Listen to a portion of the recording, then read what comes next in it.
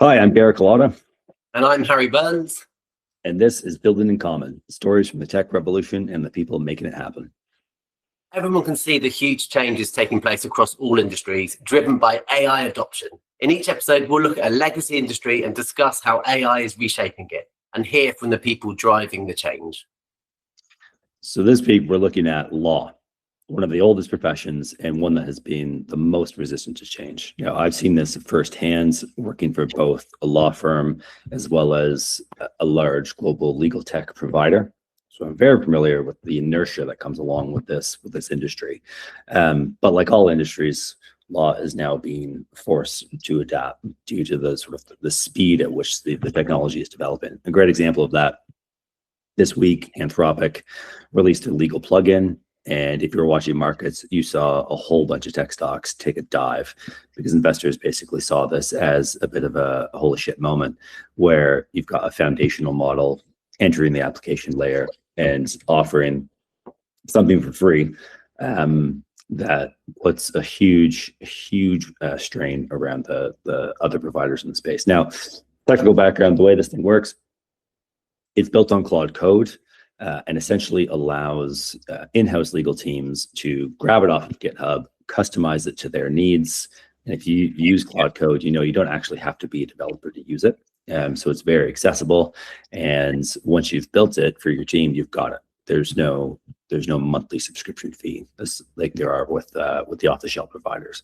So it's a big moment. Stocks, not only legal tech fell, but also accounting and other software that provide to professional services. As somebody that knows a little bit about the legal sector, obviously nowhere near as much as you, Derek. This seems like a massive deal, but given the legal sector is often very resistant to change and that lawyers are perhaps a little old-fashioned when it comes to adopting new solutions, do you think this is something that law firms will be able to easily adopt themselves? What sort of level of technical know-how would you have to make this useful for your law firm? Yeah, it's a good question. I don't think law firms will jump on this very quickly at all. I think most likely you'll see in-house legal teams at sort of large companies with sophisticated in-house IT teams who are able to support the implementation of this thing. And then you might see in-house teams at smaller companies who have the budget to maybe partner with an IT service provider to help them set that up. So I think it's definitely more geared towards the in-house side as opposed to a law firm. But I think Anthropic has demonstrated that it could absolutely create something that is tailored to law firms as well. So if you were advising one of the big legal tech providers, what would your reaction have been over the last few days? So I think for the big legal tech providers, you're depending on who your target market is, you could be a little bit worried, or you could be this isn't really that big of a deal. If you are a provider to private practice firms, you're not worried because of what I just said. If you provide to in-house teams, I think you are a bit worried now. Mm-hmm. And I think your response has to be very based in sort of the human element. So this is where the relationship will drive your response. Hopefully you've got really good account managers who have close relationships with these customers who can get them on the phone immediately and just sort of say, like, how are things going? Just like pay extra attention to that relationship right now. And I would also suggest, whether you are a big legal tech supplying in-house or you're a startup legal tech, you've got to get really comfortable communicating around your product roadmap, which for a lot of tech firms, especially in legal, I found, is there's sort of a hesitance to communicate around the roadmap because it can sort of feel like you're overloading your customer, your prospect with a bit too much, or you might be promising something that you can't deliver just yet. But I think Anthropic has shown that, if the foundational models are going to get into the application layer and you are a law firm or an in-house team thinking about your tech stack, you may sort of say, well, do I really want to sign this contract with this provider when Anthropic or Google or OpenAI might release a plugin, in the next year that that then sort of means I don't actually have to pay for it. If you can demonstrate that your roadmap is sort of worth investing in, then that kind of protects you. I mean, given that law firms, I think I'm right in saying, have been hesitant to adopt legal tech in part because of the fears over both accuracy but also data security. Do you think that law firms, I know you were saying that initially it will be in-house legal teams who I'm sure probably share some of the similar concerns to the law firms themselves about data security and about accuracy of the advice being given by these AI models. Do you think that law firms and in-house legal teams will be happy to sort of adopt more Silicon Valley solutions offered by Anthropic or by other providers when clearly the legal system, the British legal system, is very specific? Are they going to be happy to share all of their sensitive client data? And then will the models be trained on this data, which obviously could also be a concern to lawyers themselves who want to ensure sort of data protection of their clients and obviously of the matters that they deal with? It's a really good question. I worked for a large legal tech that was Canadian, had operations in the UK, but was Canadian headquarters. And even that, I ran into occasions, whether it was at industry events or over customer calls, where the fact that we were not a British company was an issue. And so, when you look at the relationship between UK and Canadians, both part of the Commonwealth, culturally very similar. If there's a hesitation with that, you can imagine with Silicon Valley, there's going to be that much more of hesitation. And I think that, for any of these foundational models, if they are going to get into this game in a bigger way, they are going to have to find a way around that sort of nationalistic preference, I guess. And data sovereignty is huge. Obviously, especially for if you're a customer, an in-house team, or a law firm who's working across the UK, the European Union. Obviously, data protection becomes tricky. It becomes quite tricky in terms of where the data is stored, et cetera. So I think that if you are a legal tech provider, especially a UK-based legal tech provider, that is probably giving you a lot of reason to sort of breathe easy right now. And also, when it comes to accuracy, who's responsible if a lawyer were to advise a client incorrectly based on some information and guidance given by one of these legal tech providers? I mean, is it the legal tech provider? Is it the lawyer who owns that mistake? Yeah, I mean, ultimately, it's up to the lawyer to sort of make sure that they're giving the proper advice, right? So as far as the client is concerned, if they feel like they've been misled, they're gonna make a claim against the lawyer, and then the lawyer, or the law firm or the in-house team, if they really want, could potentially explore a claim against their legal tech provider. But I mean, the terms and conditions of these things are usually pretty airtight. There typically is no liability whatsoever on the tech provider. Which I do think that law firms, by and large, are very mindful of. I've not come across anybody in the legal industry here in the UK who feels any less responsible for the advice that they provide clients because they're using an AI. If anything, they probably feel more responsible to make sure that the way they're using the tool is accurate and in service of the client. I mean, obviously, it's, the pace of change is insanely fast. If we'd had this conversation last week, it would have been a fundamentally different conversation to the one that we're having now. So making any sort of projections about the future is perhaps a fool's game. But yeah, but based on, I'm still going to do it. Let's still do this, and we will hold you to this in a few years. We'll do a review in a year. Yeah, on pod number 50 or pod number 500. And we'll host this. But what do you think the long-term impact will be on hiring, particularly of junior staff, of interns, and other sort of other post grads within the legal sector? And then and if there is a sort of a reduction in people coming through that part of the funnel. What do you think that does to senior the quality and quantity of sort of senior staff in the future if AI tools are picking up a lot of the sort of the work that would be done by junior staff? Yeah, really good question. I mean, I do think that whether it's law or any professional services, there is now unfortunately going to be a bit of a lost generation if you are sort of entering the fields in the next couple of years, because companies are now adopting these things at a greater pace, and that's only going to increase. So I guess the number of opportunities for junior level lawyers will inevitably go down.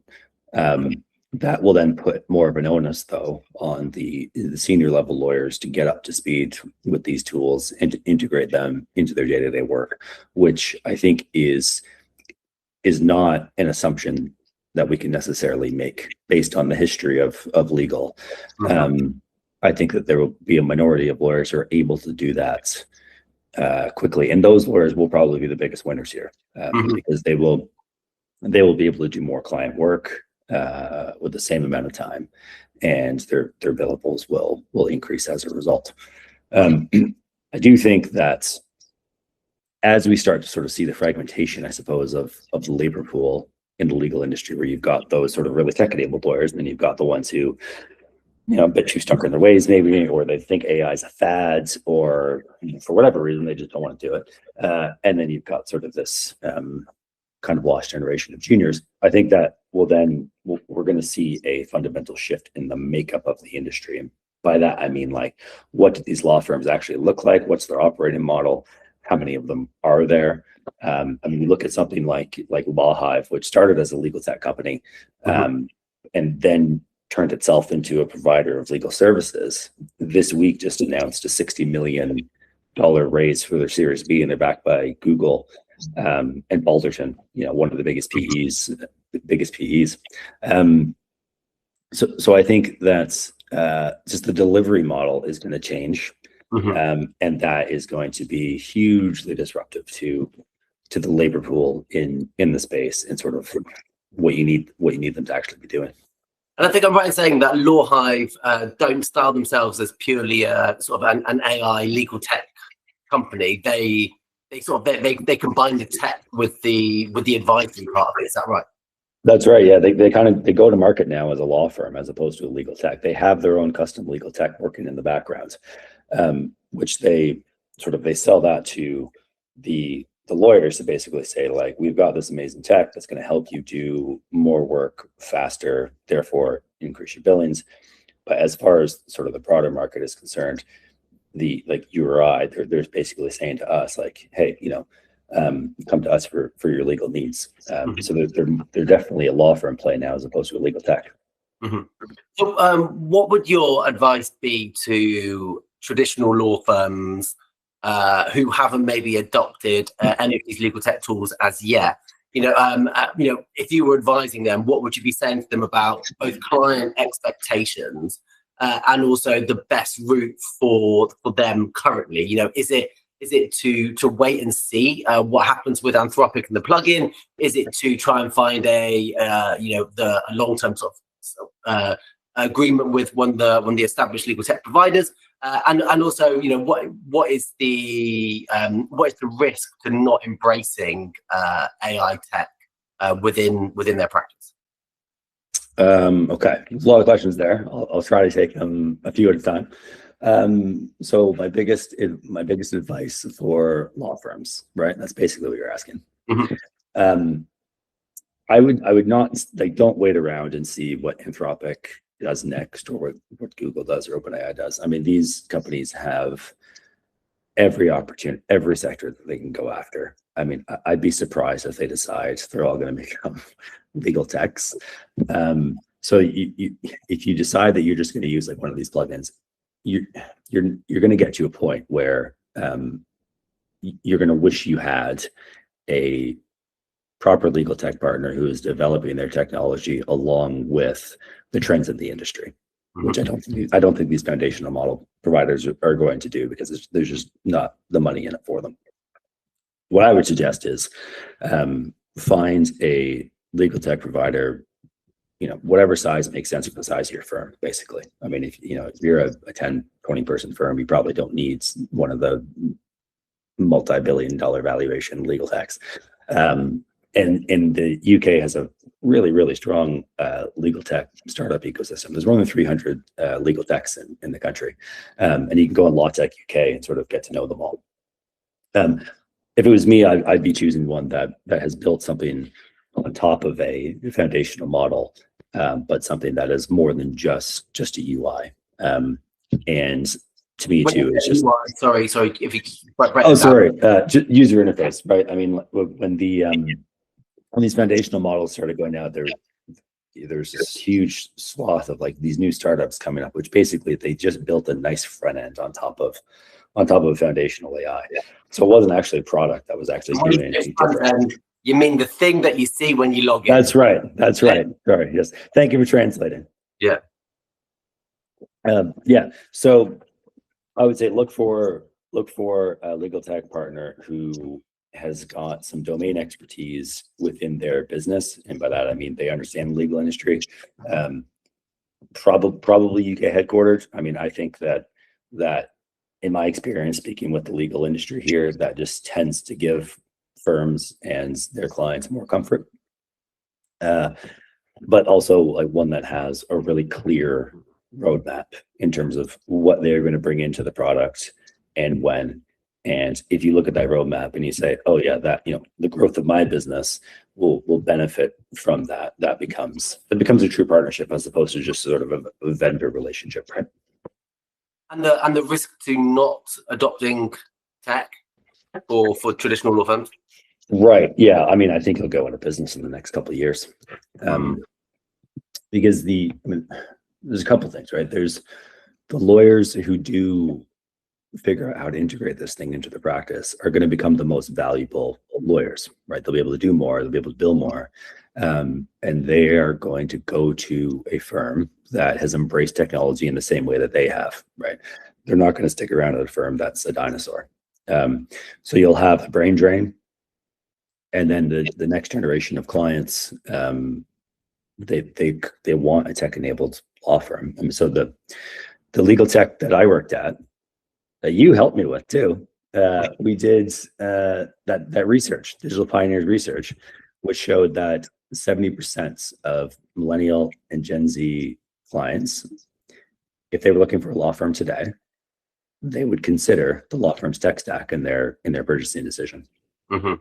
So that's huge. I mean, if you're like a five partner practice and you're not really looking to grow, and you've got a bunch of sort of loyal clients, you've got their properties and their estates, and you're happy with that, fine. You probably don't necessarily need to integrate it. But if you're looking to stick around for any length of time, or grow it all, you've got to be really forward thinking about tech, right? Mm-hmm. Yeah, no, I mean for sure, and just from my own personal experience with lawyers, it's mind blowing considering that you can do almost anything at a click of a button on an app on your phone. That when you're in need and you go and try and find a lawyer, it can take hours or days for them to onboard you as a client and start advising you. When often you come to them at sort of moments of crisis. With acute stress, and you can't even get advice straight away, which I find is it's almost it's bonkers when you compare it to almost every other sector. That change and have adopted sort of one-click solutions. The legal sector has a long way to go. Yeah, and it's wild, right? Because most of the time, if you're using a lawyer, it's a high-stakes situation. Yeah, for one reason or another.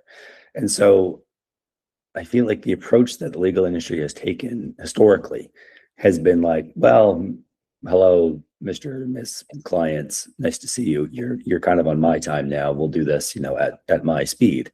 Yeah. I just don't think that that's going to fly anymore. I remember I was at the Law Society a couple of years ago, and I sat in on this round table with a bunch of senior level lawyers, just talking generally about trends in the industry. And one of the things that stood out to me was there was a lot of complaining from some of them about how like connected their clients were, and how, they were sending the messages on WhatsApp, or, they wanted to like see a portal with, their case progressing, and they were like really frustrated by that. And I just sort of sat there thinking like, yeah, I mean, of course they do, because they know that it should be possible. So, the fact that you're just choosing not to do it is not good enough. Yeah, it's one of the last industries that is still in the mindset of you've come to me, now leave it with me, and I will get back to you. Once I've done my wizardry behind the scenes. It's like you don't be involved in the whole process. Rather than sort of democratizing information and the access to the steps that you're taking, it's keeping it within a small group of people, so you can make it seem sometimes, especially when it comes to buying houses, it's absolutely crazy the length of time it takes for anything to get processed. And I think that there is by keeping it a kind of opaque practice, they are suggesting that there are things going on behind the scenes that couldn't possibly be sped up. But I think we all know that that were convincing lawyers focusing on a smaller number of cases, on a smaller number of clients, then these things could happen much quicker. It's just the sort of the quantity approach of handling a whole bunch of different clients in one go is what slows it all down. Yeah, and then it becomes a race to the bottom too, right? Which tightens the margins on the law firm, which then obviously has broader implications for client service. Yeah. So just zooming out from the legal sector, because we'll be talking about other sectors in the coming weeks. What do you think this development with Anthropic means for other industries? Can you see Silicon Valley plugins for estate agents, for any of basically any sector? Where we're seeing these sort of the legal not legal, the AI transformation. Will there be simple plugins that people will be able to adopt, rather than this sort of wholesale approach from the big AI providers? Yeah, I mean, I think the market seemed to think so, based on the reaction this week. I mean, it wasn't just legal tech stocks that went down. It was accounting tech, it was property tech. So I think the markets are probably like, yeah, if Anthropic can do this for legal, then any other professional service is probably fair game. I mean, you and I obviously come from sort of the PR and marketing world. I mean, what do you think? Could there be a PR plugin? Interesting. I mean, yes, yeah, of course. I mean, I think we've all seen that almost anything is possible with AI. I think in terms of sort of priority industries, I think PR will probably be quite low down the sort of Silicon Valley priority list, just given the sort of sense of dark arts and the controversy side of public relations, and also how it intertwines with politics, which often people want to steer as far away from as possible. So I think they will go for simpler industries in that respect first. But it definitely, it's open season for every legacy industry that doesn't adopt some sort of AI transformation within their workflows, because we all know that it's just a matter of time before sort of everything is disrupted by this huge change that we see. Yeah, for sure. And that's what we'll be talking about every time we get together to have this podcast, Harry. What industry is being disrupted today? That old-fashioned word now. Absolutely. All right, Derek Holota, great to talk to you. Thanks so much for your time, and thanks everybody for listening.